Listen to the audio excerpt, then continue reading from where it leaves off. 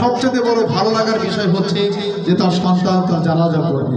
একজন বাবার জন্য এর চাইতে বড় গৌরবের বিষয়, এর চাইতে বড় সন্তুষ্টির বিষয় আর কিছুই হতে পারে না যে তার নিজ সন্তান তার জানাজা পড়াবে।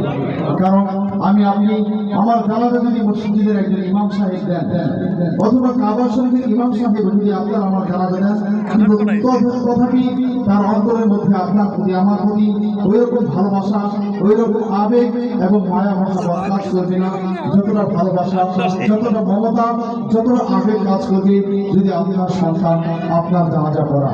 তাই তো আজকের এই মাদ্রাসা শিক্ষা দেওয়া হয় কিভাবে একজন মৃত ব্যক্তিকে জানাজা প্রদান করা হয়। এর জন্য এখনো পর্যন্ত আমি এলাকা এবং এই মাদ্রাসার হিতাকাঙ্ক্ষী কল্যাণকামী কমিটি যে যেখানে আছে আমি সকলের প্রতি বিনীতভাবে অনুরোধ করছি এবং এই প্রতিষ্ঠানে যাদের সন্তান পড়ে পুরুষ গার্ডিয়ান যারা আছেন সকলের প্রতি আমি বিনীতভাবে অনুরোধ করছি, আজকের এই মাহফিলে সবচেয়ে বিস্ময়কর, সবচেয়ে মনোমুগ্ধকর এবং আকর্ষণীয় যে বিষয়টি রয়েছে জানাজা পড়ানো, সেই দৃশ্যটি আমরা দেখার জন্য সকলে চলে আসেন।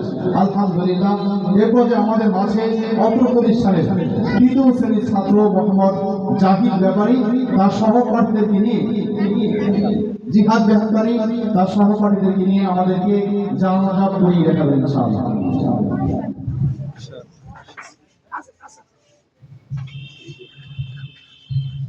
আসসালামু আলাইকুম ওয়া রাহমাতুল্লাহ। ওয়া আলাইকুম আসসালাম। জানাজা নামাজ